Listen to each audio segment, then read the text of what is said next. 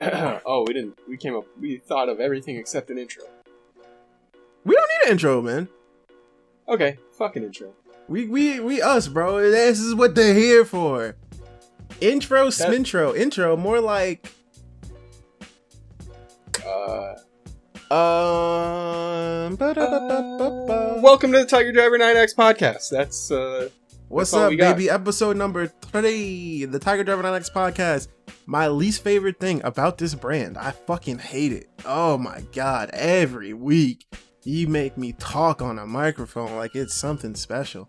Listen to me talk about wrestling. I like to wrestling. Ooh, wrestling. Ooh. It fucking sucks, bro. And I'm Jake. Oh yeah, what's up? I'm Chris, baby. They call me the motherfucking... I'm not jumping in. I want to hear this. They call me the motherfucking Fleshlight Kid. No, they don't. Yes, they do. Actually, more people call me the Fleshlight Kid than I would like. Please stop calling me that. It's not funny. So I think we're gonna start by giving a shout out to our new patrons over on patreon.com/TigerDriver9X. A lot of cool stuff on there. You've heard about it. We don't want to plug too much. No, we'll fucking plug it, baby. This month, Fire Pro is gonna start recording. I don't know when it's coming out, but we're gonna record it. So that's all that matters. Patrons get a lot of exclusive stuff. Not really as much as we would like, but it's coming. Don't worry. It's just hectic over here, man. You guys get match watch-alongs. You get to recommend us stuff that we talk about in the podcast, questions. You get your own Fire Pro wrestler. There's a giveaway. Monty Brown action figure. Patreon is pretty sick. Signed Monty Brown action figure? No, bro. I just realized that I missed out on the other auction on eBay. Fuck. Oh, really? Yeah, I just realized the time ran out. God damn it. Wait, did he relist it? Alright, yeah, say less. Listen, guys. I got the next patron giveaway in the bag. Don't even worry about it. He relisted it. We gonna get it. Let's just say, yeah. You feel me? It's real. It's real. It's damn real. Yeah. Yo, my audio levels went crazy when I did that. I tried to step away from my mic as much as possible. I leaned in. Yeah, but shout out to our new patrons. We got 2 members of the Nest. Anthony. That's DJ Tony D on Twitter. Great guy. Anthony D. What's good, baby? And Corey Waddell. I feel like he was already here. I feel like I've said your name before, but thank you for joining the Nest. We also got a member of the motherfucking Deadpool, Zach Brenza. That's a sick ass last name. You got he's hanging out with last 3 He's hanging out with the insane clown posse. And then joining the motherfucking gathering, Big Ray. I don't know how to say your last name. I'm not gonna fuck it up. Yeah, he saw me get my first ever Fall Guys win. We were playing on PS4. Shout out to Ray. You wasn't. Where was I at? You're probably doing something disgusting. What the fuck, bro? Oh my god! You dude, said they call you the Fleshlight Kid. When was this? Like a couple days ago. What day? Tuesday, maybe. Tuesday. Let me see my camera roll what I was doing on Tuesday. Hold on. I don't want to know. No, we're gonna figure this out. I don't want. We're gonna figure this out. Tuesday. What day was Tuesday? How Tuesday, man? Yeah, but what day of the week of it, man? You know I don't know that shit. Today's Sunday, so Tuesday was like the 18th. The 18th. You're right. You're a smart guy. You were doing something disgusting. You know what I was doing on Tuesday? I was shipping out orders. That's what I was doing on Tuesday. Okay. Oh no, I was. Sorry, hey, I was doing nasty shit. I'm gonna cut that out. Never heard of it. I'm gonna bleep it. So, please do. Hey, what's good, Twitter user? This is off the fucking rails, baby. Oh yeah, 4 minutes in. Fucking crazy right now. 4 minutes into this show. I'm gonna fucking take some of this Fireball right now too. Fuck it, baby. Who cares? Oh, I was supposed to get drunk for this. I forgot. I'm going raw like Monday night. This sucks. Yeah, anyway. All right. Speaking of Patreon, we were going to start this episode with some of our questions from Patreon. Yeah, shout out to our patrons. Yeah. Yo, Fireball is crazy because that just tastes like juice. Yo, actually, we just got a new patron. We just got a new patron right now. It just showed up on my phone. Wait, how did you do 69? That's not an option. Huh? That's not an option. You can't do 69 cents. Well, it's like a deadlock bit, I'm pretty sure. Because like every time they get a patron, they're like, oh, the $4.69 tier. I didn't know it was possible. Shout out to the Clown Prince for pledging $15.69. It was good. That's a good number. 15 is my favorite number. Fun fact. 15? Not the other one? No, 15 is my favorite number. I'm not a fucking child. You think I laugh at 69? Mm-hmm. Yeah. Anyway, cool. Patreon question. This has been, how long has this been? This has been like 4 minutes of this. It's like 6. Oh. Anyway, Patreon questions. So our first one we have from a man in his podcast. Yup. He asked, what was each of yours first independent wrestling memory and who was the biggest name on the card? I didn't go to my first indie show until last year. Who took you to your first indie show? You did. Oh my god, am I just something credible, baby? Yeah, you're right. I did take you there. I think we told this story in episode 1, so I won't go ahead and talk about Pentagon as Pentagon. But yeah, you could talk about that though. Who was the biggest person on that card? There were some crazy names on that show. The biggest name on the card was Great Muta. I thought you were gonna say it was Brian Burgundy. Oh, he was the biggest name on the card. Shout out to House of Glory wrestler Brian Burgundy, whose gimmick is that he's so big, but he is 4 feet tall. We will tell this gimmick every podcast. I don't care. He's my favorite professional wrestler, and no doubt about it. Absolute favorite wrestler. Also on that card, Matt Travis, R.I.P., MBK. Yeah, Tajiri, too. Tajiri, Penta. You're forgetting Loki. LAX, Loki, LAX, EYFBO. I think they're technically LAX, yeah. Yeah. Oh, how could you forget Chris Statlander? DJ Hyde. He did a run-in and got called a pussy by Ken Broadway. Phoenix wrestled Ken Broadway. My first indie show. Yeah. I'd been to so many I don't remember. I think it might have been Ring of Honor, maybe, at the Hammerstein Ballroom. Maybe. That's a sick first indie show. Might have been Kevin Steen saying, my name is Kevin Steen and fuck Ring of Honor. I'm not sure. Or it might have been Evolve and Chris Hero was there when Chris Hero came back. I don't know. Or it could have been a shitty New York City, like Shindy, which is shitty indie with like, who knows, bro? But I've been to so many shows. I think the biggest name I've seen AJ Styles on shows. Kevin, pretty much anyone that you like in the WWE, I've seen on an indie show. But I don't really remember my first one. It's kind of sad. My first exposure to indie wrestling was searching. I think I googled like Motor City Machine Guns or like put it into YouTube in like 2007, and a match came up, and it was Chris Sabin versus Kevin Steen from CZW. My first experience with independent wrestling was 2. It was the Backyard Wrestling video games. Yeah, because those came out like 03, 04, and each one had like a little trailer for wrestlers, like a little MV, and they had like Sick Nick Mondo, and I was like, yo, this is the craziest dude I've ever seen. So I checked him out. But then also there was a dude. My grandmother owns a hardware store. She had a friend that always sat in the store, and she had a son by the name of Choo Choo. That was his name. He was like the proverbial everything you would think of as like an indie nerd back in like 05, 06. He was that. He had like a lanyard. He always came in with like Ring of Honor and CZW DVDs and shit. He knew I liked wrestling, so he would always like show me new shit. So like he'd give me like Shakara and like IWA Mid-South Tournament of Death DVDs when I was like 6 or 7. And that was my real exposure. Like, oh shit, this is crazy. Like I saw Thumbtack Jack. I saw Shakara, Shane Storm, all that shit. So shout out to Choo Choo one time. I hope you're still alive. I don't know where you at. Thumbtack Jack reviews Raw on YouTube now. What? Yeah, I was going to tell you about that, but I forgot until you just talked about it. Holy fuck, I'm so happy. I can't wait to watch it, bro. I love Thumbtack Jack. Yo, it might be in German. I didn't actually watch the video. Yo, I'm doing Thumbtack Jack playlist. I call dibs so I can use I'm So Sick by Flyleaf. Do it. I love Thumbtack Jack. I was about to sing I'm So Sick, but I deathmatch guys, deathmatches where someone's wearing white pants. He's the OG. He's not the OG, but he's my favorite. Yeah. Yeah, so thank you, man, of his podcast. I'm sorry I don't remember my first indie show, but I've been to many of them, and, you know, I did Chris and Jake into his first one. You're welcome. Kristen, I see what you did there. Kristen, okay.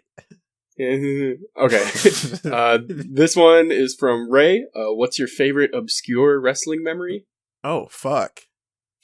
We should have planned this one out. Let me tell you. No, I know my favorite obscure wrestling memory. Can you take a guess? There's a million fucking things it could be. It's probably something to do with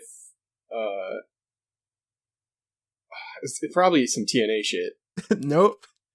WCW. It's when the Undertaker hung the Big Boss Man. That's not obscure. Yo, if you know, so many people don't know that the Undertaker hung the Big Boss Man, bro. That was at WrestleMania. Exactly, but it was also WrestleMania 15 or something. So most people don't know any WrestleMania before fucking 17. For good reason. Most of them were garbage. He hung the Big Boss. I guess if that's not obscure, off the top of my tongue, my favorite obscure wrestling memory is one of the times TNA was at like, I guess WWE was filming something at the Universal Soundstage. I don't remember what the consequences, what the circumstances were, but TNA and WWE were at the same place at the same time. And it's like 05 and like Abyss and I think it was Goldilocks and like another dude went to the WWE Soundstage with a recording with like balloons and a cake. And they were like, hey guys. And then they like turned them away. And this is so weird. And I'm sure no one will ever remember this or find it. Maybe except for like Johnny or Pulse. So please, if you guys remember this, it was on like the best TNA moments DVD. Like the 50 greatest TNA moments. It was really weird and strange to see Abyss holding a balloon and a cake. But I remember this very vividly. Huh. Obscure wrestling memory. Fuck. This, I don't know what's obscure to people. Oh, you know what was like, you know what in was my a good own one? bubble? When I was wrestling your mama.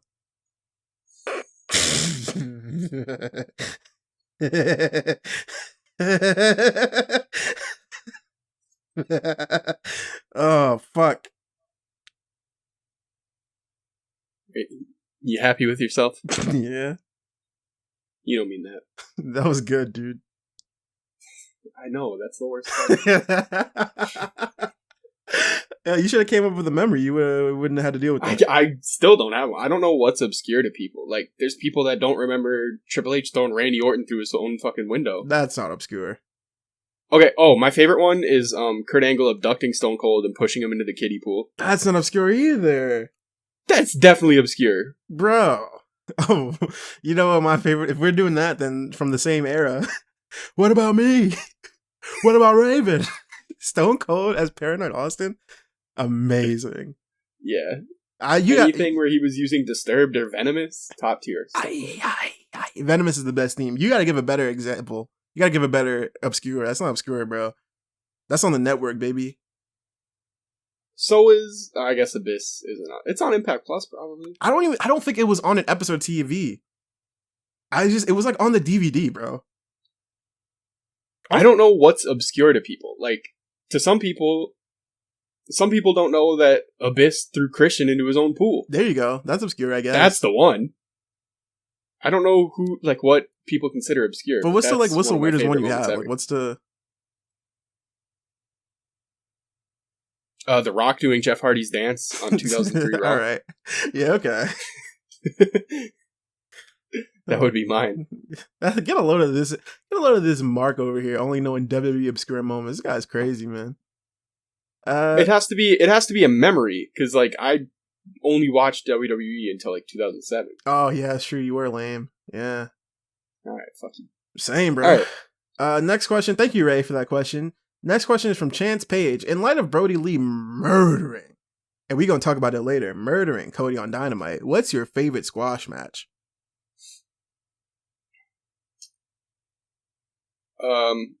As far as like ones that didn't have jobbers, it'd be Brock Lesnar and Cena SummerSlam 2014. Just because watching that felt real, like it felt like very surreal. Yeah, everyone was just like, "Oh, Cena's gonna kick out and win," and then he just didn't. Yeah. I would say Sting versus Jeff Hardy, Victory Road 2011. That is certainly a squash match if I ever seen one. No, but yeah, I think anytime Brock fights somebody recently and it's just like 5 seconds, I can tell you my least favorite is Brock Lesnar versus Kofi Kingston. That made me want to blow my fucking brains out. So yeah, Sting versus Jeff Hardy and then Brock versus Kofi is my least favorite. if I was thinking of ones that had like actual like jobbers in it, where like something cool happened, the match that got Perry Saturn the Moppy gimmick because he beat the shit out of a jobber. Yes. That's the one. Oh my god. I'm trying to think, are there any other You're welcome. Yo, why do you do a perfect Perry Saturn? Years of practice. Also, oh yeah, the squash match where Monty Brown pounces the fuck out of Chase and Rance. Fuck that guy. Yeah. Get him the fuck out of here. Thanks for the question, Chance. Yeah, I'll always take a chance to shit on Chase and Rance. Next question is from I don't like your name. Sick Guy Vic asks. Like that.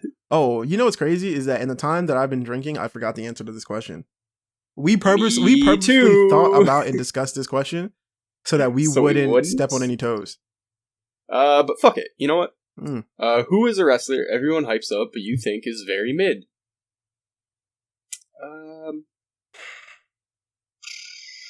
I forgot what my answer was for this. You said it was going to be somebody... Oh, Keno from Pro Wrestling Noah. Yeah. I don't think is that great.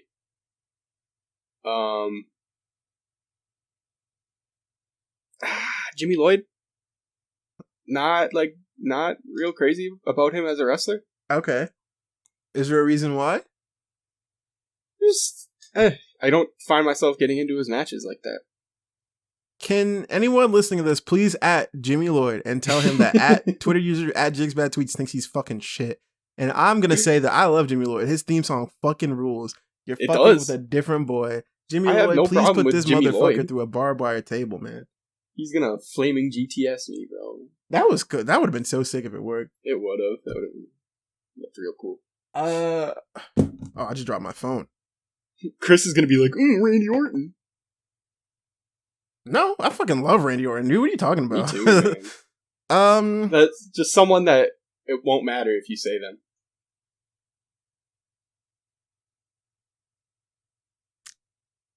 I just think every wrestler is immensely talented and they're all good and not a single one of them is like, I just feel like all of them are good. Like, or Dusty Rhodes. I think they're all good.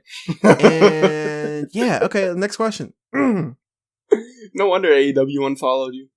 I get the promo. Like, okay, listen, I get it. It's a different era. It's a different time. Hard times, Daddy. But even other people, like the promos are icy. I can understand the match. I can understand the appeal. But I'm just like, I'm watching him against other opponents. I'm like, oh yeah, they're just so much icier than he is. Are you kidding me? It's not even a question. I just, I get it. He a legend. I respect him. Shout out to him. But, niggas be like, yeah, it's great. I'm like, Ric Flair is right there, bro. Stop it. Stop lying to yourself, bro. Come on, please, get it together. Okay, and then this one comes from Henry Casey. Which active wrestlers will try and run a Joker gimmick for the new Batman movie? Sting does not count. Well, Henry, if you were actually aware of the comic book movie universe right now, you would know that the Joker does not exist in the Batman. The new one that's coming out, you would know that. So this is a fucking dumb question. Everyone knows it's the Riddler. So grow the fuck up, Henry Casey. Thank you for buying our merch, by the way. Appreciate it. You buy a lot of it. And, I'm sorry that I took that tone up with you. Which active wrestlers will try to run? I get what you mean, though, because every wrestler on the indies will run anytime a Batman movie comes out, every wrestler on the indies is like, oh, this is me. Yo, if anyone remembers when Bane came out and every indie wrestler had a jacket and they held their jacket by the collars like they were fucking Bane, that shit sucked, man. That was ass. Same thing with the Joker. Every indie wrestler was like, they were just all thinking that they were fucking a criminal mastermind. And they sucked.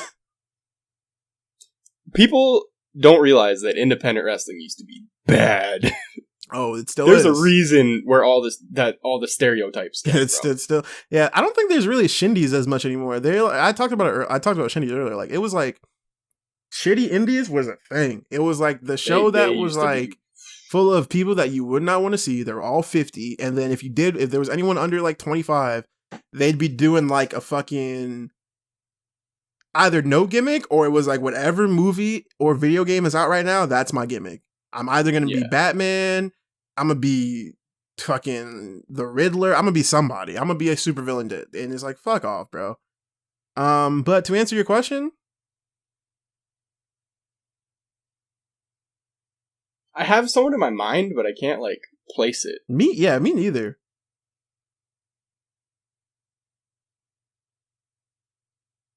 Fuck it, fucking Atticus Kogar. He's already got suspenders and hair. I have nothing bad to say about Atticus Kogar on a public platform, so you can go ahead with that. I didn't say anything bad about him. He'd probably feel pull like it off. I feel he like fucking being rules. a Joker gimmick is lame, but Atticus Kogar isn't lame at all. I think Atticus He Kogar fucking is rules. He would, if anybody could actually make it cool, it'd be Atticus Kogar. Atticus Kogar is a very cool person. I have no problems with him at all. I just thought appearance-wise, and I'm leaving that alone, by the way. I have no problem with Atticus Kogar at all. Hello, Atticus Kogar. You're very talented. You're cool. Sabretooth Satan is very cool. I like it. Why are we Charlie Browning him and saying his first and last name every time? I'm gonna call him Atticus? That's fucking lame. You gotta call him Atticus Kogar. We're giving him the Tyler Edwards. Yeah, shout out to Tyler Edwards one time for the one time. All right. Thank you for the question, Henry. Yeah, sorry, I don't know who would be running a fucking joke. You know who would be running a Joker gimmick? Fucking Will Ospreay, because he's a fucking joke in of himself. Go fuck that nigga. All right. What? Fuck him. You go fucking choke. Oh, No, you didn't say go fuck yourself. You didn't. Fuck that nigga. Like fuck him. Like not go. Oh my god. This is off the rails. Anyway, let's get to the part that everyone wants to hear. There was a lot of wrestling this week. Too much. There was too much wrestling. Hey guys, there were 5 shows on at one time on Saturday. That makes no sense. I understand that AEW was supposed to air on Wednesday. I understand that WWE has had SummerSlam for a minute. I get that it was like a doubleheader or whatever, but Jesus Christ. Too much. Black Wrestling Matter, Black Wrestlers Matter, GCW, Black Label Pro, WWE and AEW Takeover were like all running at the same time on Saturday. Yeah. It was very hard to keep up with. But, you know, your boys got you down for the most part. First off, earlier in the week, it was actually Violence and Suffering. Yeah. The show that ran into a couple problems, right. But shout out to Isaac. They pulled through. Big they facts. made the most of what they could. JTG versus Brian Cage was fucking crazy. That match ruled, and then JTG cut a promo calling out Cody, which is unfortunate considering what happened after that. And then a couple of the other highlights. I mean, Jordan Oliver versus Myron Reed was nuts. And obviously, they had a crazy week this week too. Everything that has one or both of them it's always great. Facts. Other good stuff on Violence and Suffering. The Scramble match. So there's a couple highlights in there. Shout out to Sebastian Cage, who just like salsa danced the entire time to the ring. Oh, he used to do a bunch of indie shows in New York City. That's sick. Yeah, cool. Yeah, he was pretty cool. And then there was a guy who on his nameplate it said "Who TF" with a question mark, and we were like, "Oh, that's kind of funny." But then the ring announcer said in his intro, "Who the fuck is Chris Barton?" And instantly one of my new favorite wrestlers. That's so fucking icy, man. Who the fuck is... That's icy. Yeah, it's fucking crazy. And then the person that won the Scramble match was Nolo Catano with the craziest finisher I've ever... Is that the... Was that like the Overdrive boy? Yeah, Overdrive pedigree. That's thing. Crazy, man. Yeah, we were watching that with X. Our homie X3, yeah. Twitter user X3. Yeah, me and Jay Rose were watching it with him. And we were just like, if he does his finisher, just like pay attention. And he lost his mind the first time he saw that. I wish I was there. I don't remember what I was... He went crazy for that. What day was that? I don't remember what day we watched it. I think we watched the live stream, so it would have been last Sunday, maybe? Yeah, I was probably busy. But yeah, Violence and Suffering was cool. AR Fox won in the main event against Jimmy Lloyd. It was actually a really good match. So you take back your Jimmy Lloyd comments, huh? I don't dislike Jimmy Lloyd. The question is, who do you think isn't all that? And you really had the balls to sit here and say Jimmy Lloyd. That's crazy. I have enjoyed some of his matches. You're a real piece of shit, man.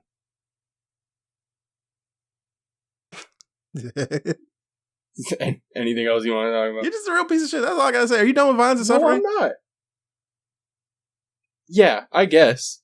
Shout out to Isaac. Yeah, shout out to the homie Isaac. We've known each other for a minute. making it happen. Whoever called the cops, you can go suck my ass.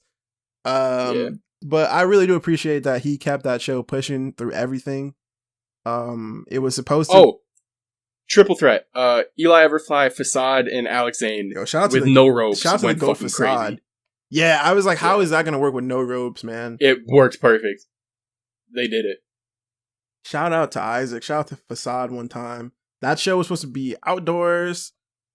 Got like rained out. Went indoors. Then had to go to another venue. Then I believe someone called the cops because they didn't have like their proper license or something. Then they ran inside with no ropes and no like, just incredible. So shout out to them. Yeah, and still pulled off a really entertaining show. Yeah. So we're gonna go into this weekend's festivities. We're not gonna stray too long because there's too much wrestling to talk about, but we're gonna go per promotion. So first off, we're gonna talk about GCW, who held Tournament Survival 5 and Jimmy Lloyd's presents Jersey Shore this week. Tournament Survival was okay.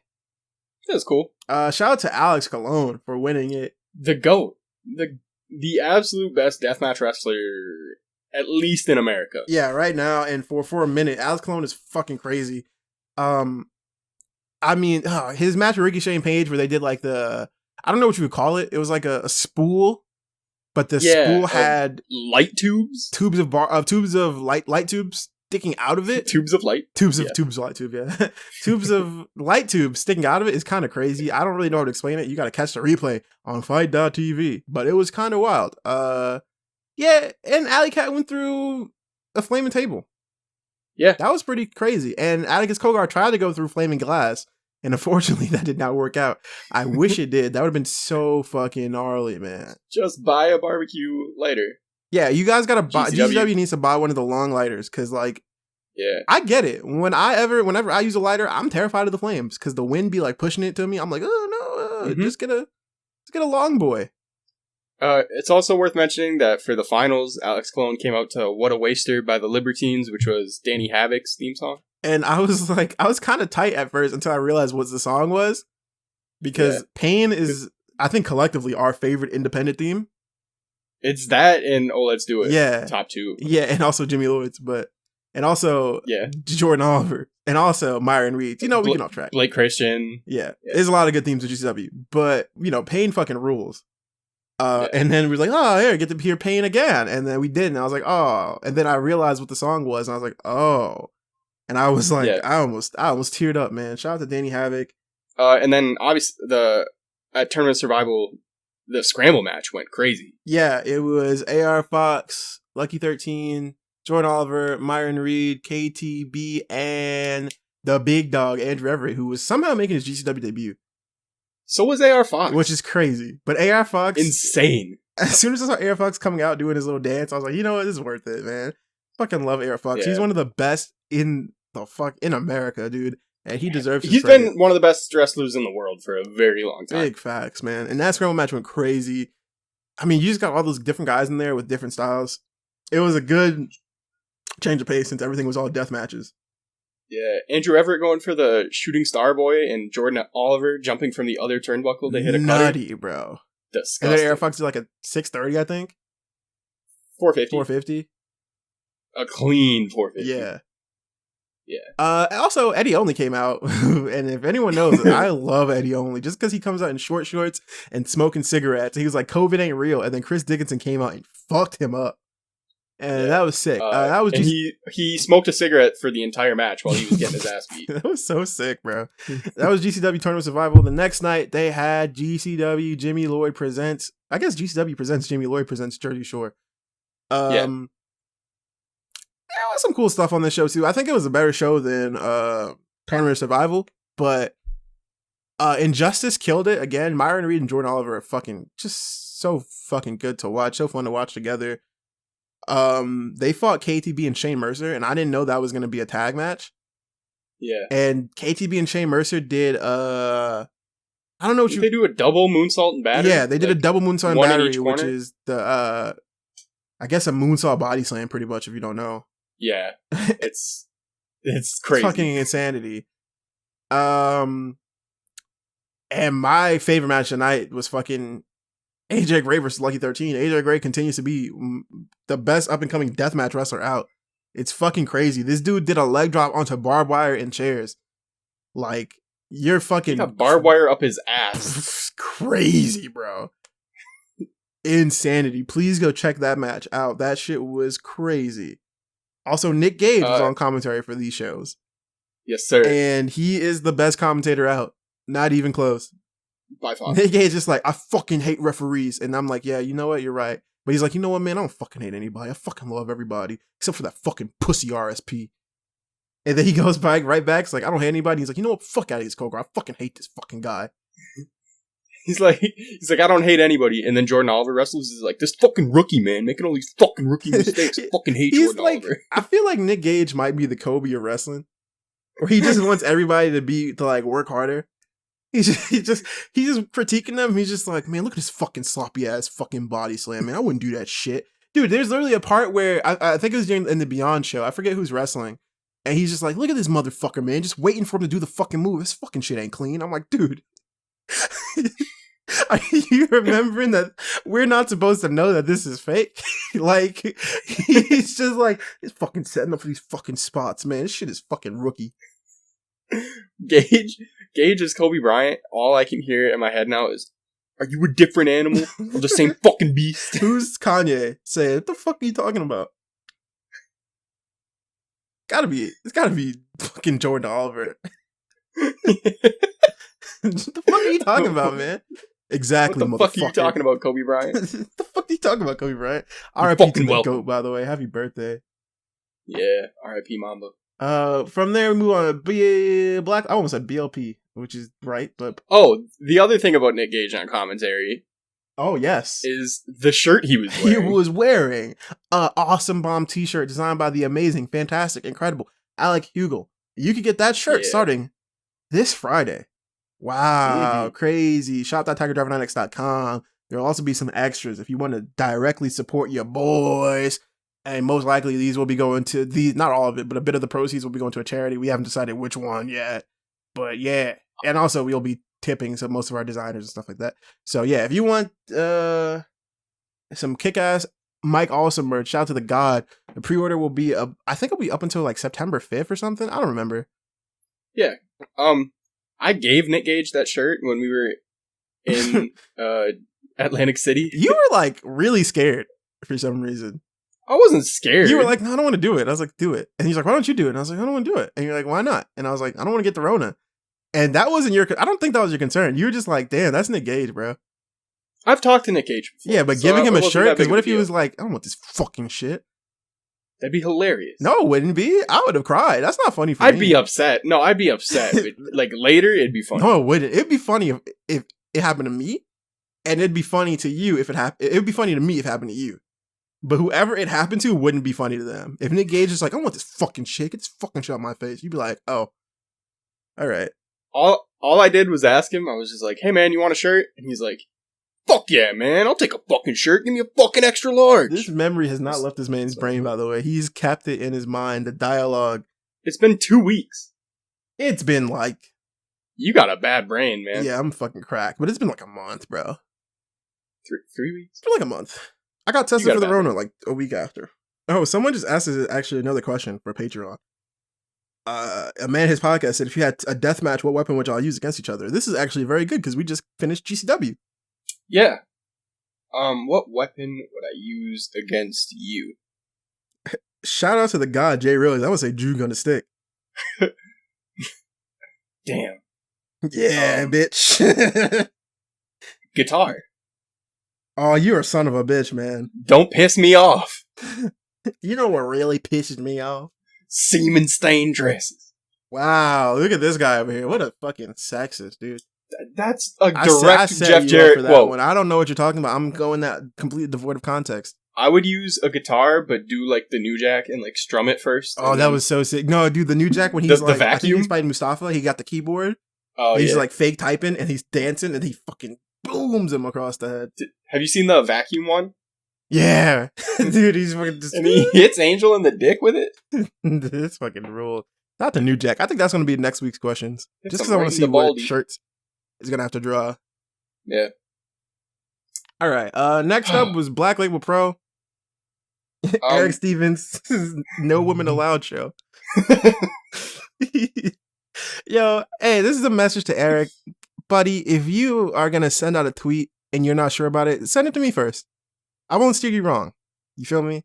I don't like old white men, but I just don't want you to have to go through that again. Because that was rough. I woke up and niggas was on your ass, bro. It was bad to see. It was hard. So just send me your tweets and I'll be like, yeah, good to go. I do it for a lot of people. I promise you. If you think my tweets are flagrant, you should see what I filter out. Incredible. But actually, not gonna lie to you, probably the best technical show of the week. Maybe. Like in terms of wrestling. So it was a really good wrestling show. My favorites was Calvin Tankman beating the fuck out of Eric Stevens. That pounce, man. He pounced him into next year, bro. That was crazy. Is Calvin Tankman the best wrestler out right now? He's my favorite, I think. I really, too. legitimately, he does everything. He comes out to a Heater theme song. He does the fucking Steiner screwdriver. He does the pounce. He does the get fucked driver. His new GFD, finisher. baby. GFD. I mean, he fucking rule. Fucking Calvin Tankman fucking rules, man. He's the guy. That's my guy, man. I think so.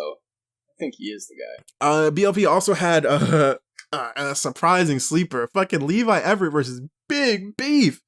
I don't think I'd ever seen Big Beef before, but he's immediately my favorite wrestler. Yeah, absolutely. And then he also came out with fucking Mickey Knuckles after the match, I think. That was that match, right? Yeah, she interfered to help him beat Levi, and then they beat the shit out of Levi after. Yeah, it was fucking awesome. Fucking people that don't know who Mickey Knuckles is, that's like when we were talking about like old indie wrestling. Yeah. Mickey Knuckles was on like IWA Mid-South shows in like 2006. Yeah. Just like going Mickey crazy. Knuckles playlist, bro. Fuck yeah, it. Mickey Knuckles. Fuck yeah. But yeah, that was fucking nasty. Please seek out Big B versus Levi Everett. That shit was crazy. Levi was churning that motherfucking butter, baby. That boy was churning that motherfucker, bro. That was awesome. Also, you know who else was on that show? Who? Alex Shelley. Oh yeah. Alex Shelley. Imagine that. Can I be? Hey, do you think we get away with calling Alex Shelley our dad? We're gonna do it now. You think he listens to this, or you think he just supports? Retweets it? Yeah. I don't think he listens to it. I don't think so either. But I think he's a supportive father. I also don't care. Like, I don't mind. He just supports I think he's a supportive father. Listen, guys, don't tell him. That's our dad now. Yeah, Alex Shelley. I would normally refrain from doing some weird shit like that, but it's funny. Alex Shelley is the father of the Tiger Driver boys. Like he's like a pop. Don't tell him that. Alex Shelley, if you're listening to this, sorry. Yo, Chris Sabin's our uncle, bro. Hell yeah. Kevin Nash is our granddad. That was already true about me. Shut the fuck up. And then Beyond also held some shows in Atlantic City. It was Wear Sunscreen. And did they have a show? Yes. No, yesterday. No. They didn't have a show yesterday. They only had a show today. It's a doubleheader. Yep. My favorite match, I don't think you got to watch those. Culture Season versus Injustice, Tasha Steelz and Christian Casanova. That shit went crazy, man. Like I said, Injustice, phenomenal team. Phenomenal by themselves. They don't miss. Myron Reed and Jordan Oliver, fucking insane. But I've been saying this forever. Christian Casanova is fucking incredible. He is so fast. He is so smooth. He has the look. He has everything. Christian Casanova should be on AEW. He should be on WWE. I don't really care for anyone making it, but I want people to have money. And I think this man deserves all the money in the world. He's so fucking icy, bro. He is an incredible, what'd you call it, junior, fucking light heavyweight? I don't know. Whatever you want to be, he is that guy.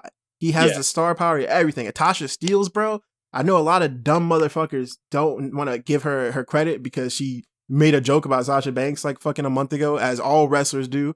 But she's fucking next level too. She's got the charisma. She's got the look. She's got the gimmick. Their Culture Season is fucking incredible. And I really hope that they come to GCW soon or whatever. I just think they both rule and Injustice rule as well. This was a crazy match. please seek it out by any means. And also, the main event of Wear Sunscreen, I think, was Chris Dickinson versus Priscilla Kelly. I think this was Priscilla Kelly's Beyond debut. I'm not sure, but it was a good match. It was a really good match. I really enjoy intergender wrestling, and I enjoy it when it's not like my least favorite thing was like when we'd used to watch intergender matches, and it was just the guy beating up their opponent for like 8 minutes, and then the girl would get a roll up, and then be like, "Oh, they won! I can't believe it!" Like, nah, dude, Priscilla like fucks him up. Like, she does some crazy boots, she does some crazy kicks, submissions. At one point, I think she does a belly to back suplex. I'm not sure. This is another thing about like when we talk about old indie wrestling was bad. That was intergender wrestling for a while. Yeah, except like not in and then like except like Sarah Del Rey, Candice LeRae. Yeah, like in big prominent promotions, not really, but like even Beyond was kind of guilty for it, if you ask me. Like early when they stopped running shows, like when they stopped running secret shows and started running like shows with crowds, like sometimes it'd just be like they went super viral for Chris Dickinson fucking up Kimberly with a powerbomb. Yeah, but she fought back in that match. That I remember that whole shit happening. I remember like everyone's like, Chris Dickinson's fucking Satan. I was like, dude, he just powerbombed her the same way you would powerbomb literally anyone else. Yeah, and it just looked rough. She was fine. Like, didn't the same thing happen when Cedric did that lumbar check to Candice? No, everyone used that as a meme. Yeah, everyone was like, "Fuck Candice LeRae, that shit was crazy, huh?" But, yeah, but yeah, please seek out those matches: Culture Season and Injustice against Chris Dickinson versus Priscilla Kelly. Also, Will Nightingale versus Max Caster. Is it Casterman or Caster? Max Caster, yeah. He does Platinum. He did a Platinum. Yeah, he did a cool little rap on her. That was fucking sick. He's awesome. Yeah, he's a fucking star too, man. Absolutely. Just saying, man. All the guys that should be on your TV show are on Beyond and GCW. Don't take them away. But if you really like, look, my name is Cody blank blank, and I don't know who I should sign to my show. I don't know. I have a show on a network that may or may not have 3 letters and then an acronym, and it may not make explosion noise. I'm talking about Cody Rhodes. I would watch Max Caster rap about a different opponent every week. Yo, Max Caster's rap about Darby Allin. Yo, Max Caster and Ricky Starks as a team. Yeah, with Taz just yelling. With Brian Cage as their muscle. Team Taz needs it. Yeah, the new triple threat, baby. Speaking of AEW, it does feel a little bit good to be elite this week. I mean, we might speed through this one a little bit. Yeah, we're gonna speed through. AEW had a women's tag tournament finals featuring Brandy Rhodes and the Bunny against 2 women who were signed like 2 weeks ago. I don't understand it. Yeah, Diamante and Ivelisse. Sorry, Diamante won. Diamante won, and nobody else. Diamante won. Listen, sometimes you have to grow past our shit, bro. I will give Ivelisse her credit. She won the match as well, but she also thinks depression is fake, so she can go fuck herself. She also still trains at Chasen Rance's school. Yeah, that's actually probably the bigger problem with that. I actually forgot about that. Yeah. But yeah. So Diamante won. Here's the thing. AEW. I love Diamante. I fucking love Diamante. She was signed like 3 weeks ago. Maybe. I don't even know if she's even all elite. I don't even know if she signed. I think she is. She signed. Okay. You've had women that you've had for like since the beginning, and I'm all for like building women up and like this is a good way to make it. But like, I don't know, bro. It's just weird. Like this whole tournament was weird. Like Brandy in the finals, weird, strange. 2 women that have never, 2 women that are like brand new, weird. It's weird. And to be honest, best Brandy Rhodes match I've ever seen. But still, I agree. I do agree with the that. match was really good, actually. Yeah, I enjoyed it a lot. I just think the whole tournament was like not done right at all. If like between it being on YouTube and all this and just like, oh yeah, it's what's it called? What's the team? What's the Lethal Lottery? But also everyone. But the teams were definitely not random. Yeah, the teams were definitely not random except for Nyla and Cameron or Ariane Andrews, and they got eliminated first. And then somehow you got Diamante and Ivelisse teaming together. Like, come on, bro. Like, y'all could have at least like put in like real woman tag teams. It just had a good tournament. Like, I don't know. Big missed opportunity by not putting someone regular with Abaddon. I think I said this last week. I agree. Abaddon just like scaring the shit out of her partner. Abaddon and fucking Big Swole. I love Big Swole and Little Swole, aka Nicole Savoy. But Abaddon and Big Swole would have been fucking money. It would have been fucking hilarious. Big Swole was gonna be like, "Are you fucking? What the fuck is this?" Abaddon would have been like, "Hello, Honestly, I'm Abaddon." Ariane, Andrew, and Abaddon, Did you Cameron like- and Abaddon would have been so funny. Did you like my Abaddon impression? I chose to ignore it. Hello, I am Abaddon. Why is she Meg the Stallion? Yo, shirts. No. Shirts. You might have to draw Abaddon as motherfucking and Meg Thee Stallion in the Wild video, except I don't really like that. It seems kind of derogatory and Yeah, disrespectful. let's not do that. But And then it's also, funny. a couple other things on AEW. I think we covered Brody Lee squash Cody Rhodes. Yeah, Kinda but he ruled. beat that motherfucker in 3 minutes. Dark Order on top, baby. Join the And Dark then Order. he kicked Arn Anderson in the tummy. Big fucking rule. They choked out Brandy Rhodes. It's pretty cool. Anna Jay did that. Yeah. And then they poured the old TNT belt on top of Cody. That was so sick, man. I'm so happy that Brody Lee is the man right now. Yeah, absolutely. And then, But also, stop giving WWE guys the belt. It's okay. disagree. Doc, whoever takes the TNT title belt needs to be not WWE. Yeah, absolutely. But it's gonna get worse before it gets better because FTR is gonna win the tag titles.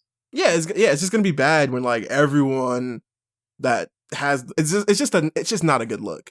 It's like we're the Speaking of outsiders winning AEW titles, though. oh yeah, Yeah, for All Out, Sheeta's defending against Thunder Rosa, which that's is wild. gonna be great, and I hope that Thunder Rosa in the AEW Women's Division is the kick in the butt that this fucking company needs. That match is gonna fuck. It's gonna go crazy. It's gonna be incredible. You know, Ricky Starks is just like, oh, he gonna run into Billy Corgan in the back, like, hey, what's up, man? What you doing? Yeah, it's cool. But speaking of people that were on NWA, motherfucking Eddie King, Lucha Bros, and I was kind of upset about this match because it was like the third tag match of the night, or like second of 3, and I was like, come on, we don't need this shit, bro. It was Lucha Bros and the Butcher and the Blade against, I don't know what they call themselves, QT Marshall and Natural Nightmares. yeah, that just fucking sucks. It You does. can natural nightmare my ass. Jungle Boy and Luchasaurus. Yeah, against the Jurassic Express. You can Jurassic Express my ass. That was fine. I don't know what that meant. That was kind of gross. I didn't mean to come out with that. It was. That was a cool match. But then the real kicker came out when the motherfucking King. The King. Eddie Kingston came out in the wild fit with the long jean shorts, the white tank top with the AEW shirt kind of halfway up, and he just came up like, yo, partner. And he said the fucking line of the century, motherfucker. He says, we on TNT, they know drama. Why do we have to know drama? That shit, I think I yelled, bro. I legit yelled. Incredible. It was icy. I lost my mind for that. And then he's like, yeah, we all been on the indies. You know, the fucking only dude left we gotta pay his death. Da, da, da, da. And like, he gets them all together and the group hug. He's got a new stable, but you that cheeky motherfucker, Eddie Kingston, he's giving them all a group hug. He looks right in the camera. He fucking winks like a goddamn menace, bro. I don't know what this man has planned, but I am eager to see Eddie Kingston on TV every week. Cody Rhodes did a good thing. I would keep my eyes on Santana and Ortiz. Big facts. That's all I I'm personally saying. think that Kingston is trying to clear the path for Santana and Ortiz. Yeah, or maybe if they're doing like NWA invasion type shit, Kingston could have some NWA people. Big facts. Don't know. Imagine Homicide just showing up. Oh, that would stop it, bro. Stop it, bro. Maybe Homicide with Santana and Ortiz. Hey, man, might go crazy. Let me not. Maybe that's why they're pushing Diamante. Let me not get started. on this. You get me a little excited, baby. Let me not get started on this. You making this DAP a little WAP. And then there were some other shows. Yeah, WWE did some shit. NXT Takeover. I didn't really watch it that much. I watched Didn't Io watch any of Shirai, it. versus Dakota Kai. That was gnarly. Keith Lee lost. I didn't watch it. I don't know Velveteen if it was Dream good. is still on. Gave him like a special entrance and like, go fuck yourselves, guys. Please stop. Was he wearing like chainmail in his entrance? He was wearing chainmail. He had the blonde goatee, so he's trying to be Scott Steiner. That's why someone called him Big Pedo Pump. Oh boy, I'm not gonna laugh at that. Wow. You could. Jesus Christ. Didn't see that one coming. Yeah, Keith Lee lost for whatever reason. Guys, gotta be honest, I don't give a fuck about NXT. Triple H has made it so uninteresting. It is just like... Yeah, it's hard to care at all. I don't understand why Keith Lee... Listen, you know what? I'll say it. Triple H gave Keith Lee the belt because it's black people time. Be real with you. You could call me ignorant and wrong. I get it. I'm not no shill or whatever. He's like, here you go. And then we all were like, oh, let's go, black NXT World Champ, black NXT North American Champ, let's go. And then within less than like a little bit over a month, fucking both of them are gone.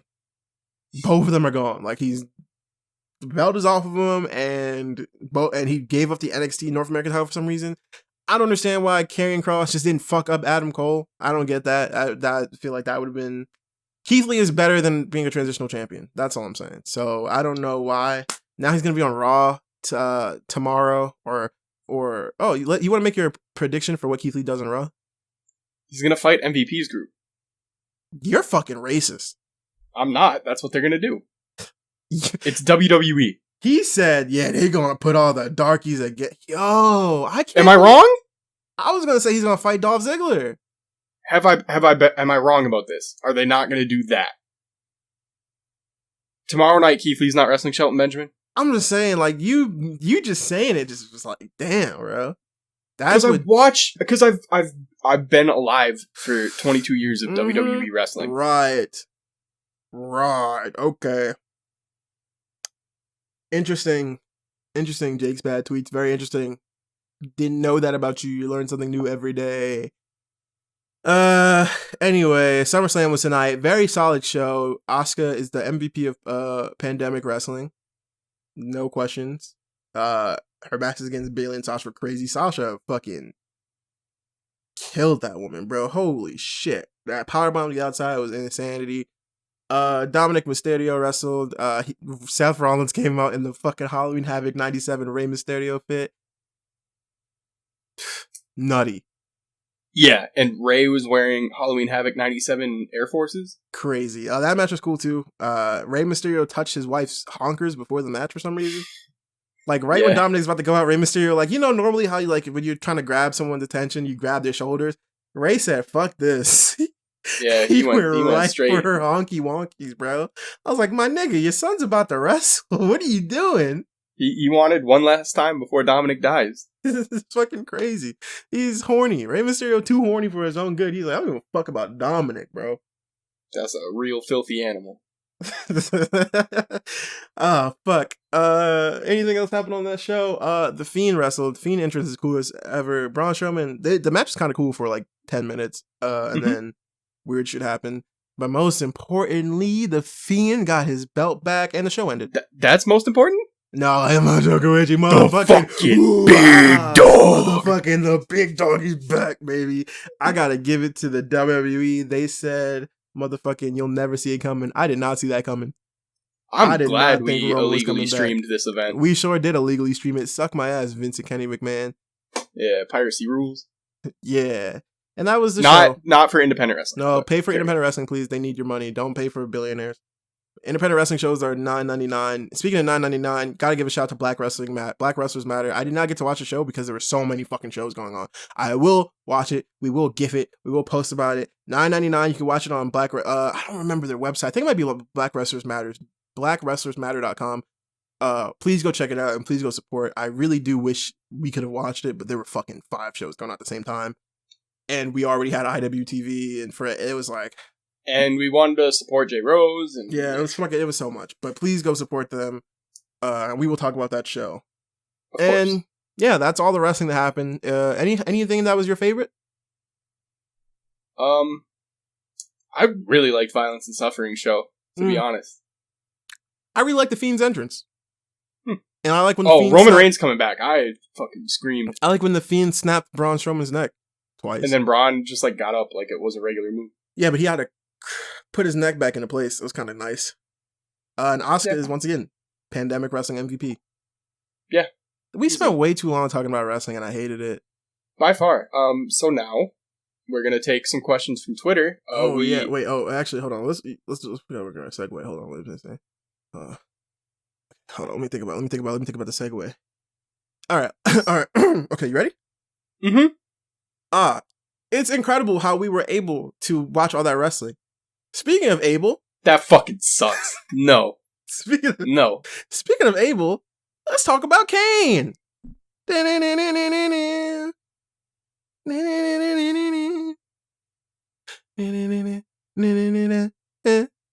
wonder how the world is gone? No?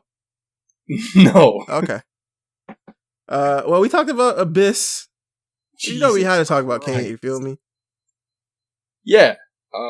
This is our weekly segment where we talk about a wrestler and we get your fucking disgusting questions.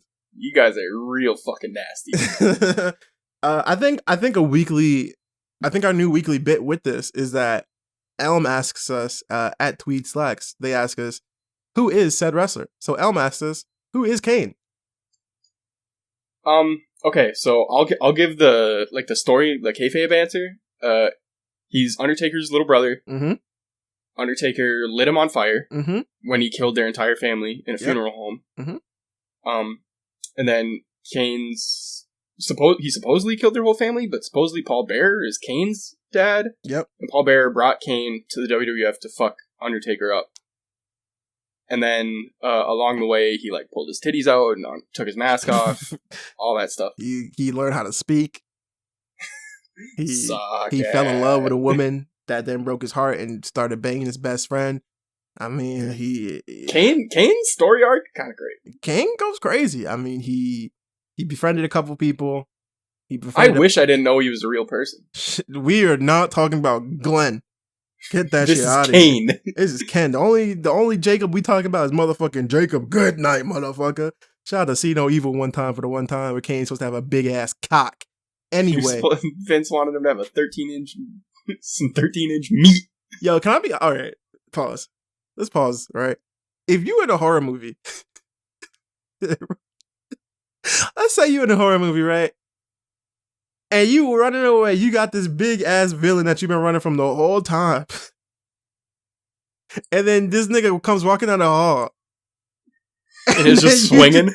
You just see this motherfucker got a 13-inch cock. What do you do? To be honest, that's one of the better ideas Vince has had. That's scary as fuck. It's scary. But also, Lil' Kim once said, I ain't never been scared to put lips to like a real bitch. Like, if I gotta get out that situation, I'm gonna get out that situation. You feel me? She actually said I used to be scared of the dick, but whatever. You just gonna ruin the funny bit like that? Mm-hmm. You ruin everything I do, bro. I hate it here. That's what I do. No Mark Henry. I'm gonna do it. I'm gonna redo it. I did it out. No, don't do that.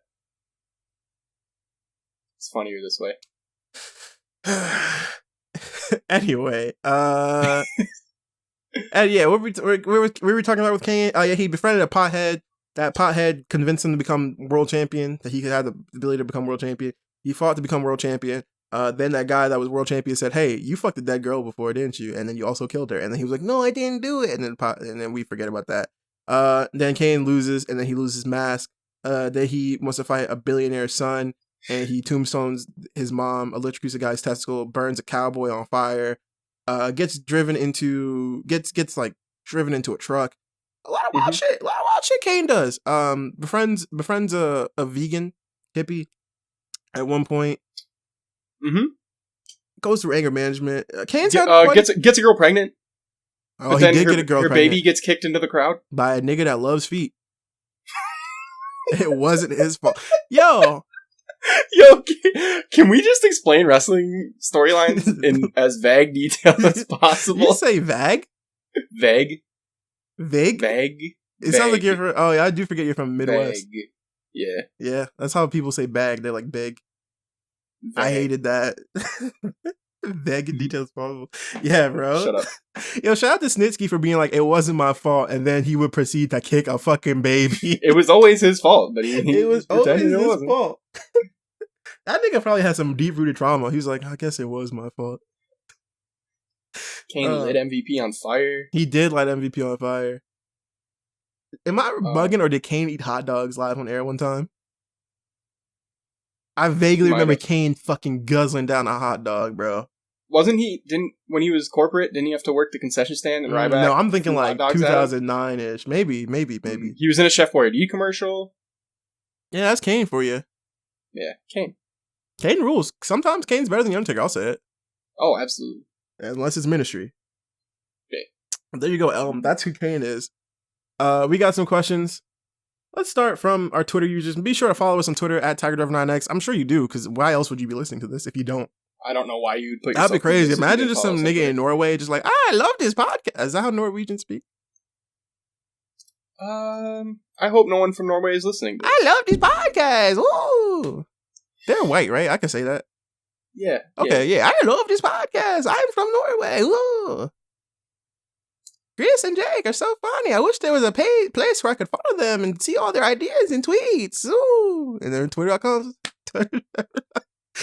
Okay, anyway. On the fucking rails, baby.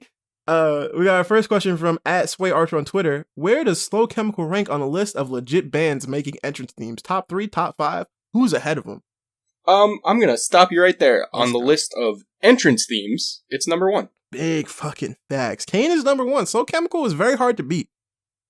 It goes crazy. It's the best wrestling song ever. And there's some people out there that'll be like, well, it's about a girl. It is not really. Fuck you, bro. It's about Lita. Think about it that way. Even if not, bro. It's just so good. It was in the Punisher soundtrack, bro. Mm-hmm. It's in the Punisher. It was in the movie. Trust me, I watched it. He would come out like unmasked Kane with the towel on his head, and he'd walk like on beat. Crazy. Yo, when I used to go to the gym when the world was sane, I would like right across the street, I would put that I would play that shit. And like right as soon as I walked through the gym doors, it would be like, when she's not around, I feel it. And I would be like, I swear to God, I like bench press like 515. Yeah. Like definitely. That'll raise your personal best. I went crazy. Sure. I went crazy. But in terms of bands, actual bands doing music, I say 3-6 Mafia. I mean, that's not really a band, but fuck it. Hey, stop. Yeah. They have a fucking Oscar, so yeah, they're a band. Nah, but I consider them. I feel like band is just like I consider them a rap instruments. Group, you feel me? Yeah. Shout out to fucking D12. We in the band, bitch. We don't play instruments. You feel me? Like, so I get 90 and you only get 10%. Yeah. But also, I guess Mercy Drive. Then they do fucking Burning My Light and Maven's Theme. Mm-hmm. And I think that's it. Waterproof Blonde. Oh, Waterproof Blonde. Oh, who else's theme did they did that we figured out this week? Someone else. Don't remember. Damn, they also did some other than Christian, but they did that on Christian's theme. They did. Alter Bridge too. Metalingus. Oh yeah, Metalingus goes crazy. Rob Zombie counts. Rob Zombie. I mean, like, yeah, from like 99 to hey, fucking excuse me. I'm so sorry for forgetting the fucking OG, the god of this shit. Limp fucking Biscuit. Fred Durst rolling, my nigga. Insanity. If Brother of the Destructions like lasted 3 years later and we could get Rolling mixed with Slow Chemical, that would get in the booth. Someone, any of you niggas that edit music or whatever, I need Rolling Chemical or Slow Rolling, whatever the fuck you want to call the mashup. I need it stat. Give it to me, inject it in my veins. Shout out to Fred Durst one time. Happy birthday. The Oddities, ICP. Oh, that's I love me some. And ICP did the Oddities music. They did their own music. They did Imperial's music. ICP go crazy. Oh, the greatest band to make entrance music is Ross Hardy and Brian. I can't remember his last name. Yo, shout out to Imperial's WCW theme Destroyer. If you done listening to this, go check that shit out. That shit goes crazy. I'm shaking right now. I'm doing the Imperial shakes. Thank you for your question, Sway. The homie Rep at Repelec says at REPALEC, what's the best Kane of all time? Let me tell you something. I know my answer. We have the same answer. And you gave us the options of debut Kane, Vest Kane, half mask Kane, unmasked Kane. Hell No 2012 Kane or Demon Kane? Well, you're missing Nipple Kane. Yeah. There was a period in like 2001 to 02 where Kane had his nipples out. He was wearing a mesh tank top. Mm-hmm. It was like half red flames, and then there'd be like brown mesh flames. And you could see his titties. And you could see his little nipples clear as day. Them shits. And no one has ever been on more steroids. Yeah, that motherfucker was big as hell, boy. he was on I know some wrestlers are listening to this right now, so no one's ever been on more steroids, huh? Okay. Okay. I know that man had back knee like a motherfucker. He was like, yeah, let me get mesh on only the front, though. Yeah. Kane was juiced up. He was doing missile drop kicks. That motherfucker, he was doing him and Undertaker would get out of the ring backwards, and it's to this day the coolest thing I've ever seen. At the same, didn't they do it at the same time? Yeah, and I'm stealing that. And they'd get up to the ramp with both the tag titles and turn their backs to the crowd and raise one arm with the belt. Ooh, icy, baby. Icy. Yeah. Brothers of Destruction 2001, one of the coolest things ever. Don't at me. Shout out to SmackDown. Was it Just Bring It? Yes. Where it had their dual entrance. Goes crazy. But after that is probably Unmasked Kane. As soon as he unmasked, 03. Insane. The first like 2 months. When he lit JR on fire? Yeah. Up until like he starts like after he feuds with Shane McMahon. It's like, okay. But like when he like is Kane, he's like terrifying and everything like that. Crazy. Thank you. Real scary. Yeah. Also, Demon Kane was fucking ass. Yeah. Get your fucking shitty fruit roll up mask out of here, man. Which Kane? Oh, what the hell? I guess this is. This is an easy answer too. Yeah, I guess this kind of it goes in vain with our last question from Wrestlingram. Which Kane's OnlyFans would you buy? I mean, there's got to be every week, baby. I mean, he had the fucking honkers out in 2001. Big facts. You know whose OnlyFans I'd fucking buy? Jacob Goodnight, and see no evil for that 13-inch fucking. At 13-inch urn he's carrying in his pants, bro. that was the real hook on a chain. The wonder of them walls is getting stretched out. She's not around, when she's not coming around. Down. Oh yeah, no. I bet something coming down. All right. Oh my god, that boy! I hate my life. I'm certainly seeing some kind of evil right there. You feel me? Anyway, yeah, Wrestlingram. It's got to be Kane with the titties out or Jacob Goodnight. Yeah, Kane had them things on. Chance Page 97. What is Kane's best finish and why is it the Kane bomb, which is his sit out power bomb? Not even sit out, his layout. It's like a lay bomb. down. Yeah, he would power bomb and then like lay down on his ground. Lay down. He did that for like 3 weeks, but it made it into every wrestling game. Big facts.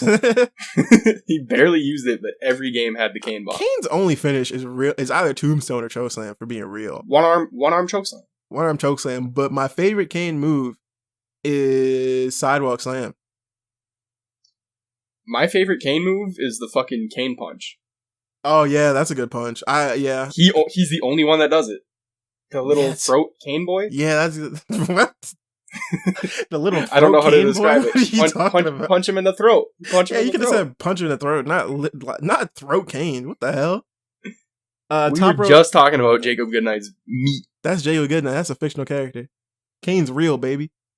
Top rope clothesline goes crazy. Yo, Kane. There was a period where Kane did a better tombstone than the Undertaker. Absolutely. He just fucking. But then Undertaker started doing the jump one. Yeah, Kane would just drop you on your head. Yeah, he'd kill you. Also a good big boot. Mm-hmm. Oh, also my favorite Kane move is when someone would say something to him, but he couldn't speak yet, so he would turn his head, like cock it to the left. Yeah. That shit is legendary. It's his version of like Jim looking into the camera on The Office. Yo, imagine Kane in The Office. Who is his Dwight? It's just RVD. RVD's like, bro, I'm telling you, you gotta try this out. And then Kane just looks at the camera and just cocks his head to the left. His Dwight is The Rock making fun of how he talks. Actually, it's X-Pac. It's definitely X-Pac. Oh, fuck. X-Pac is, what's Pam's ex-boyfriend? Roy? Yeah, X-Pac is Roy. and Tori is Pam, because they're both fucking shit. Yeah. Anyway, join me for my Office podcast. Comes out on Wednesday. Midwest Machete ass. Fuck. Does Kane have a burnt little wiener? One would assume. If he got his wiener burnt in the fire when he was younger, then his wiener may not have had time to develop. So maybe. But according to the lore, Jacob Goodnight has a 13-inch slinger. He's got a 13-inch hash slinger slasher. So I'm thinking no. Canonically, but canonically, Kane's also not burnt. The burns were all in his mind. Yeah, He's fine. He really just had body dysmorphia. That's so sad. It That's is. so It depressing. makes me feel really bad for Kane. Kane had body dysmorphia is the saddest thing I've ever heard. I feel bad now. No, Kane's got a perfectly fine. No, it's perfectly fine honker. You could never really see his hog in his tights, though. Yeah, There's a lot of wrestlers you could always see a lot of hog. well, that's not. No, Yeah, no Kane meat. Stop wearing yellow tights, please. Or do. I could never see his little red machine. His little red machine, the devil's favorite dick. Fuck. I hate my existence. And shout out to Midwest Machete, whatever. Machete. Shout out to Mexican Mamba 93 for did you think Kane is a pancakes or waffles guy? Now, usually we discuss some of these questions, but this we is specifically did not answer this. I was one like, first. do not say this because I feel like we're gonna get into a fight on air, and I'm sure All right, on 3 we're gonna say our answers. this is not really what is Kane's preference. This is really what our preference is, I think. Yeah, because I want Kane to be on my side. Okay, let's go. All right, 3, 2, 1. Pancakes. Waffles. Fuck you. All you fucking Waffles. children. Pancakes are soft, they're fluffy, they are tender. So are waffles. What? What kind of waffle? You only eat Eggos. No, I eat real waffle. Nigga, I got a waffle maker, bro. Like, don't Me don't too. fuck with me. Me too. But I'm saying, I live in New York City, bro. You feel me? Not to be Mr. Cities, but I get Mr. food. I get Cities, real food. yeah. Pancakes do not get enough fucking credit and respect for being. They're good. No, bro. They don't. Nigga, is there international? Oh, I was about to say, is there an international house of waffles? Fuck.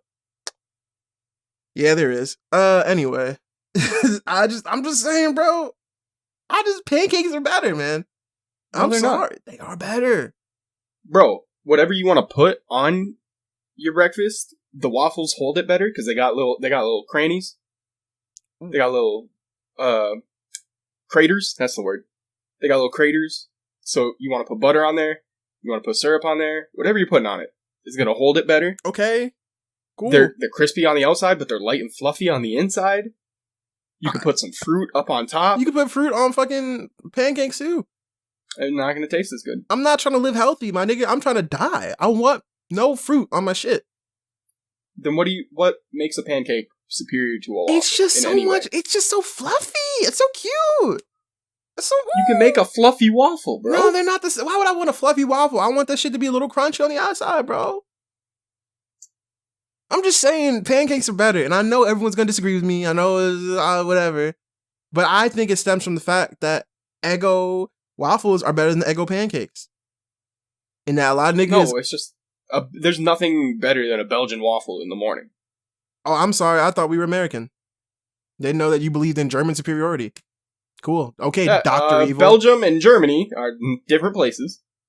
Where's Belgium at? Next to Germany. I don't believe you. I hope I'm right. I hope that's right. You know, I have power over this, so it doesn't matter. Belgium is a country in Western Europe. Europe.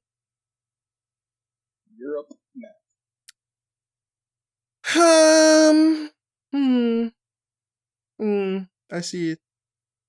Well, seems like I have been incorrect.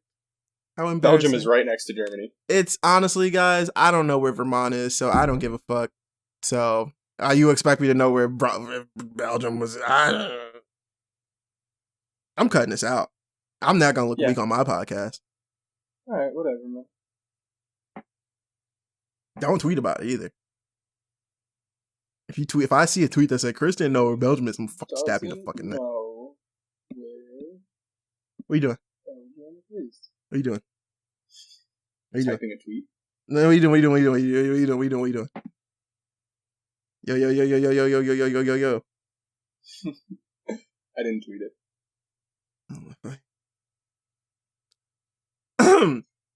I didn't tweet it. What were we talking about? Where were we at? Let me put that in the cut mark. We were talking pancakes and Let me put that in waffles. the cut mark. Where I put the cuts at.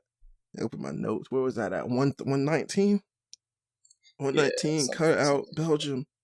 Okay. I'm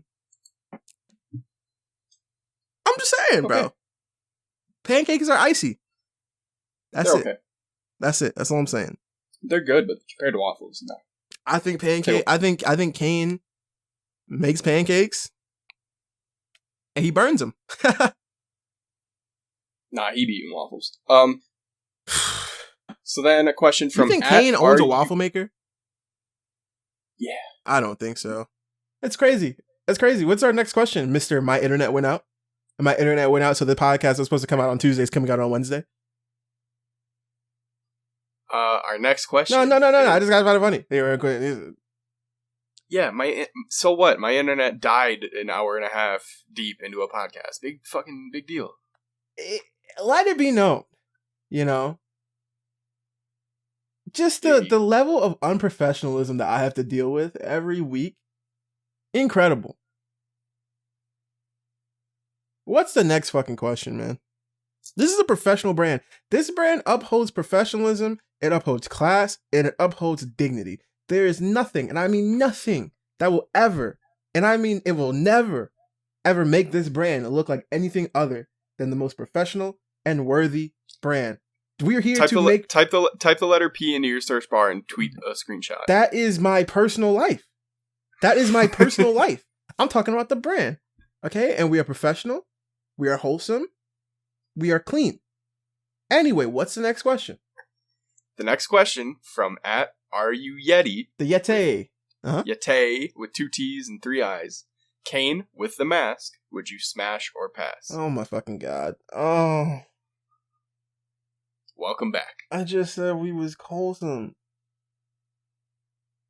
Yeah. Let it be known. I would pass. You would pass? Why? I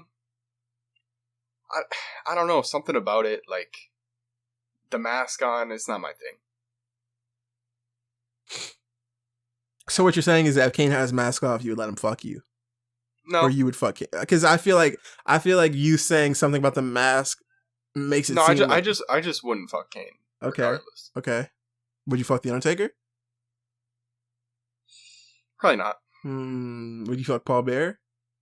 Definitely not. Katie Vick? Alive? No, dead. Dead? Yeah. No. Midian. Naked Midian. Yeah. Okay. See, I was ready. Viscera? Nah. Farouk. The whole ministry? Yo, fuck, I can't believe I'm about to say this because we already got art for this episode. Imagine a ministry just getting... Don't finish that sentence. We already have our art done. Yo, the ministry gangbang is fucking crazy, bro. Yo, that's a wild night, son. The ministry gangbang.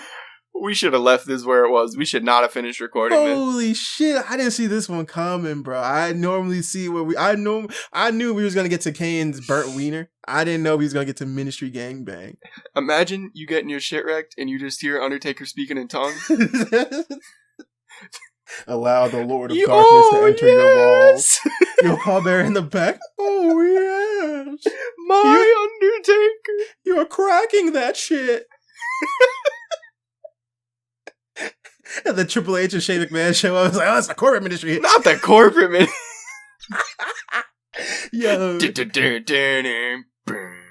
Oh, fuck, man. The corporate ministry in that motherfucker, man. Yo, imagine. No, that includes Tess, so we can't do this. Why? No, Tess wasn't in here. Tess was eating pizza. He's chill. Tess was like, no, okay, I'm not doing that. Next question. Yo, imagine the ministry. The ministry? Yo, that's crazy, bro. Next question. No, because I'm thinking about, because the ministry theme is playing in the back. That's some wild orgy music. And the Brood was in there? Because they were in the ministry. That's a good night. for some people. I think for anyone, that's a good night. You got Undertaker, the Powerhouse. You seen Gangrel Tongue. I mean, fucking Edge and Christian. The next question, the from ENC Eiffel Tower, Viscera, a big nigga, Midian is naked. He probably funny. The APA, 2 powerhouses. Then you go into Shane McMahon. He got some money on him. Triple H, he overrated, but say less. I think it's a good night. What's the next question? Thank you. Are you Yete? The next question from @Connie Beaumier. Do you think he pumped Katie after the crash, like Triple H said? Well, let me tell you something, Katie. If you was hanging with the ministry, I see what killed Katie Vick. Oh, fuck. He was like, oh, yeah, can we hurry up and finish this podcast? Like, yeah, it should be 2 minutes. It's gone into Katie Vick got a fucking train ran on her by the Ministry of Darkness. It had a good old fucking time, man. Yeah, I think Kane hit it. Oh, Kane definitely didn't do it. Really?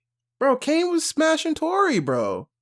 Not when Katie Vick died. He got standards, is what I'm saying. Do we?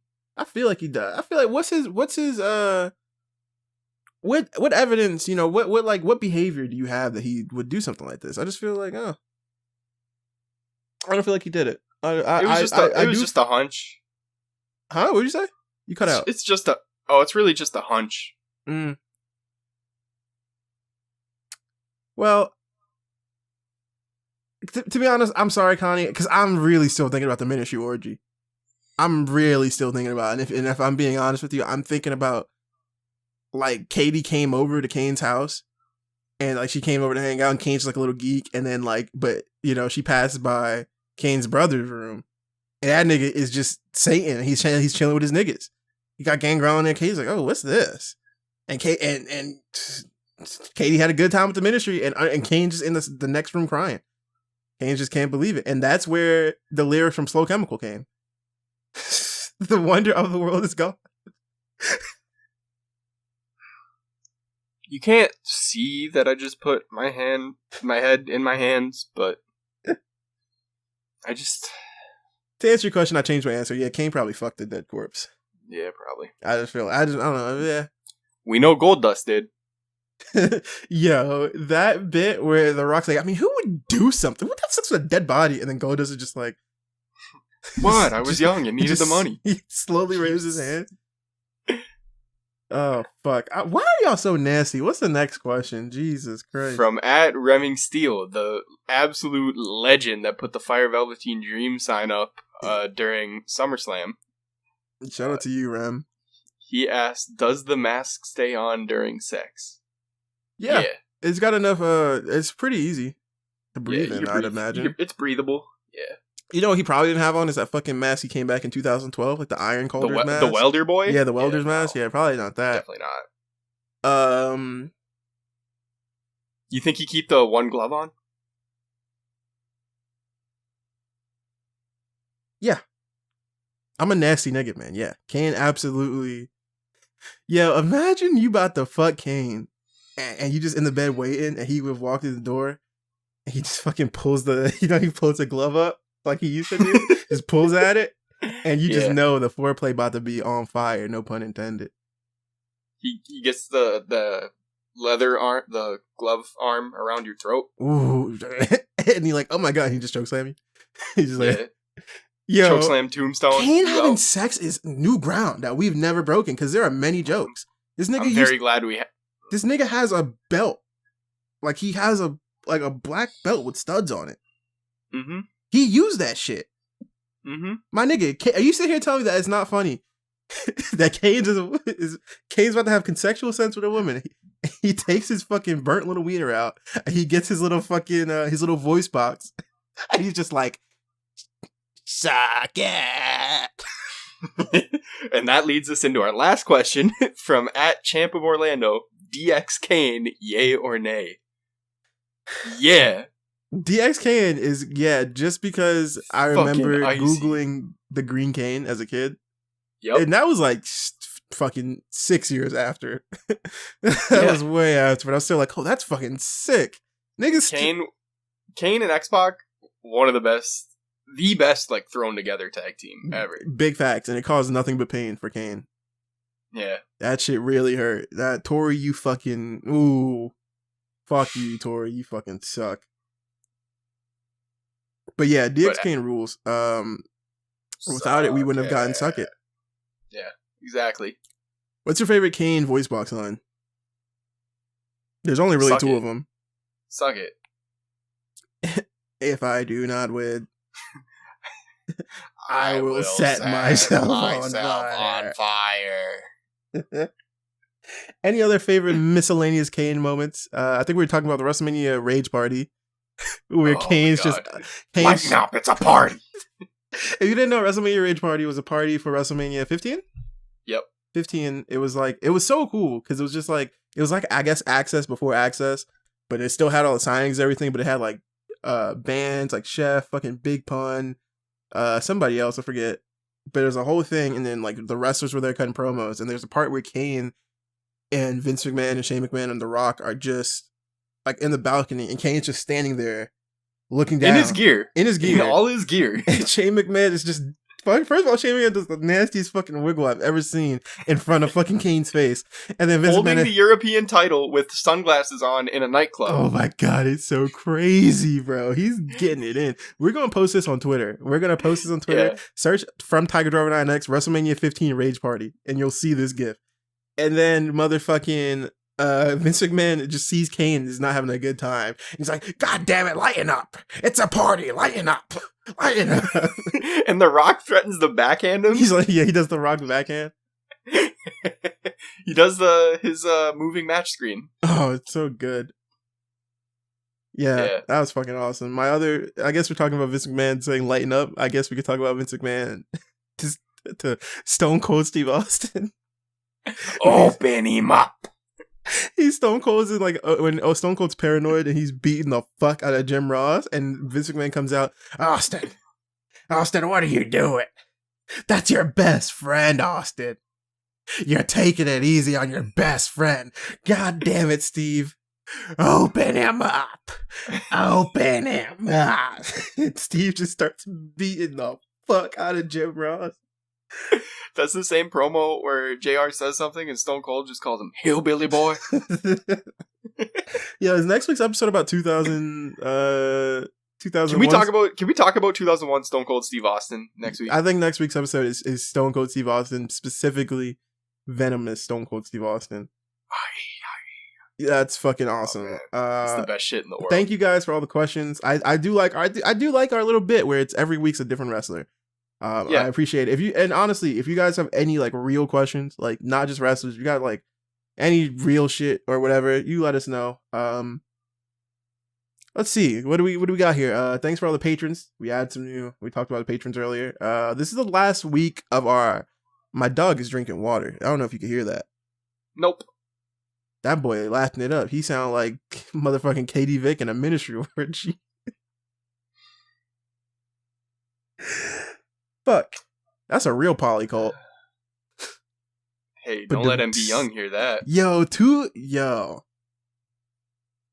The Ministry poly cult versus MV poly cult. MV winning, but still. I did say that because I'm closer to him than I am to The Undertaker. I do love Ministry Undertaker more than anything, and I do believe they would actually win. But, whatever. Yeah, so we got patrons. Our Patreon, this is the last week for the Monty Brown signed action figure. You can pledge, I think it's pledge $5 or more, and you get access to it. Giveaway. Fire Pro is recording very soon, so get in there. We're gonna record our first event, and then we're gonna randomly decide, I think 6 or 8 people to be in the scramble for the Patreon World Championship. I thought we were gonna do a tournament. There's too many people to do a tournament. No, there's not. Yeah, it's like fucking 50 people. There's 26. Why do you always insist on embarrassing me? You couldn't just let me have it. No. Now niggas, now niggas is like, oh wow, they only got 26 patrons for that. Damn, they not icy. Only 26 people picked their wrestler. I guess. I told everybody to do it. They didn't. Well, now you just telling everybody that you don't have any power, that you're weak. See, now if I would have did it, they would have been like, "Oh, yes, up. Chris, sir. Yes, Chris, we will do it." Nobody would have said that. Chris, bullshit. we love you, Chris. Chris, you are our God, Chris. Yes, we'll do it. We're gonna have a tournament for the first TD9X champion. TD9X Patreon champion. Let's clarify. Let's make that very clear. It's a Patreon championship. Maybe the whole division is Patreon. Maybe the whole show is Patreon. I don't know. But just gotta clarify Patreon, because niggas gonna be like, "Oh." You know what's really sad is that we're more organized when we're coming up with talking about Kane's burnt dick than we are like with actual brand stuff. Yeah, because who cares about this shit? Yeah, we just gotta do it for the fucking whatever. So yeah, we got match watch-alongs, all that good stuff on Patreon. The Mike Awesome drop is happening this fucking Friday, baby. Shout out to Mike fucking Awesome, the GOAT, the God. We got 4 shirts, some stickers, and some leftover stock. Of some I think I might have some shorts left. I'm not sure. I still gotta see. If you saw Twitter, we just dropped the preview of the Alex Shelley shirt, which will be out soon. And that's pretty much it. The Beat Off 16 will be happening very, very soon. We are in talks with both Malcolm Bivens and AJ Gray. Just saying, It's happening soon. Stay tuned. I think that's pretty much it. Do you have any shout outs for the week? Shoutouts for this week. I did not come prepared, so no, I don't. My shoutouts is going to be for Shirts, because Shirts is the best artist out besides Lauren Moran, besides Raph Zombie, besides Alec Hugel, and besides Broken in Half. Because, you know, they're all tied. They're all tied for first. But Shirts they're second. Shirts is first because Shirts has drawn Abyss with Janice as an OnlyFans character, The Rock doing an Ahigal face with a hentai fit, and then Kane's burnt wiener. And then they also did Alex Shelley's shirt. So the Shirts is just amazing, and they are just the best. Yeah, give a shout out to Queen of the Ring and the Shinam every Sunday, Joshi Sunday. Go if you like wrestling podcasts, go listen to Deadlock, go listen to Wrestle Rap, go listen to Self Control Pod. There's a shit ton of wrestling podcasts. Go find your shit. Shout out to the homie X, shout out to the homie J Rose. You feel me, everyone. We all love y'all. Thank you guys for the support. Next week, Stone Cold Steve Austin 2001. Yeah. You think anyone's just like, what the fuck is this? Nobody gets that bit. Nobody understands. Nobody knows what Venomous is. And for homework, go watch 3 things. Go watch Stone Cold on the episode of Raw where he makes fun of Raven, Taz, and Hugh Morris. He's just like, no, don't give it away. We got a whole episode next week. Go ahead and listen to his theme song Venomous, and then go ahead and watch when Kurt Angle is going to throw him into the river. Those are 3. Also, Deborah Cookies. Deborah's Cookies. Yeah, we're going to talk about this next week. We love y'all. Peace out, baby.